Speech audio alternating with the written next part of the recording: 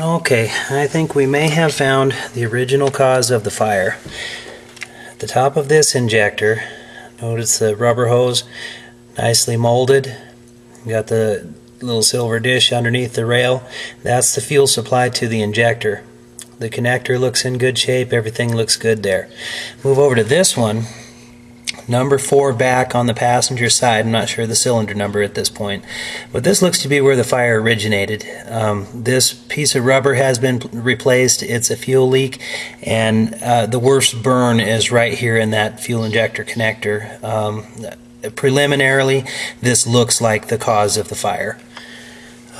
Everything else looks pretty good except for it's quite burnt. There's a connector that's quite burnt. Down on the injector connector, it's a little bit difficult to see. See if we can get right in on it. The connector itself is broken. So somebody's been working on this car, somebody that isn't real careful about how things get done. Okay, let's move on, document a couple other things.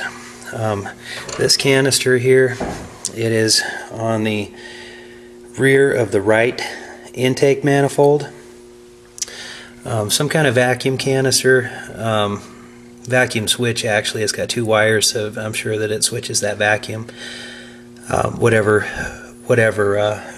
vacuum that is. There's a couple of spots here. This looks like a vacuum supply. This manifold on the back of the right intake. Looks like the fire kind of got the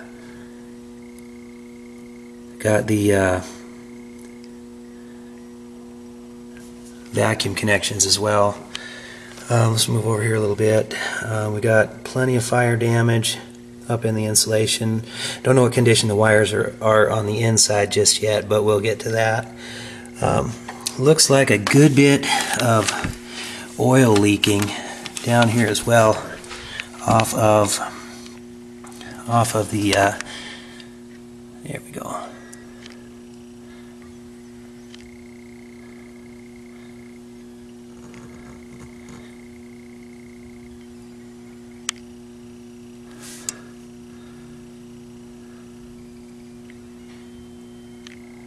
Can't really see it. Leaking off of the intake manifold, or I'm sorry, the valve cover gasket. Good bit of oil leakage down there. Up here, we got fresh oil leak. Looks like, unfortunately,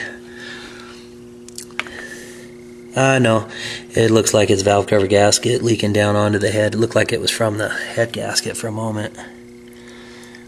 Pretty oily, non-maintained condition. Let's move around to the other side, take a couple shots at the damage. Here, you should be able to see very clearly.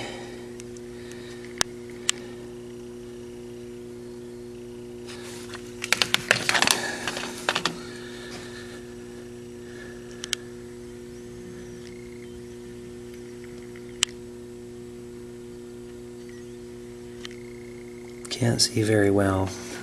Very leaky from the intake. Plenty of fuel for the fire.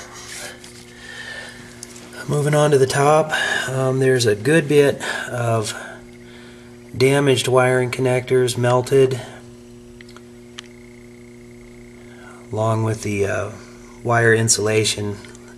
Here's one example.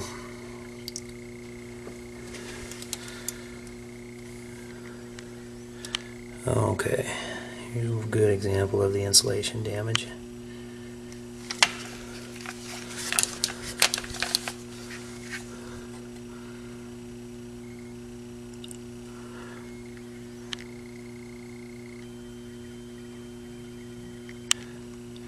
And you can see quite clearly that it's fire damaged. Found some more in under here. I don't know if we have a good enough light source. We'll try. Okay, if we can get down in the crack there. There's a wire harness that comes from the top into the main harness. Let's see if we can get in here.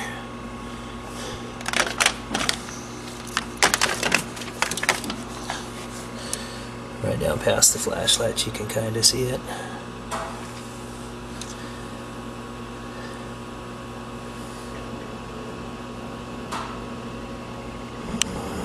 Plenty of fire damage underneath the intake as well. There it is. Right there. Very clearly see fire damage on this wire harness coming from underneath the intake. So it looks like we're going to have to delve kind of deep into here, at least pull the intake off and see what kind of damage has been done. And then just real quickly. Okay, this is the distributor and ignition coil. Get in here, you can see it has been pretty much wrecked from the fire, so all of that's going to have to come out and be replaced. Okay, and then one more spot where I haven't examined it yet. You can put it up on the rack, but the customer states that the fire went down the backside of the head, and there was fire in between the right bank of the engine and the firewall. So we'll have to take a look, determine damage there as well. Okay, good start.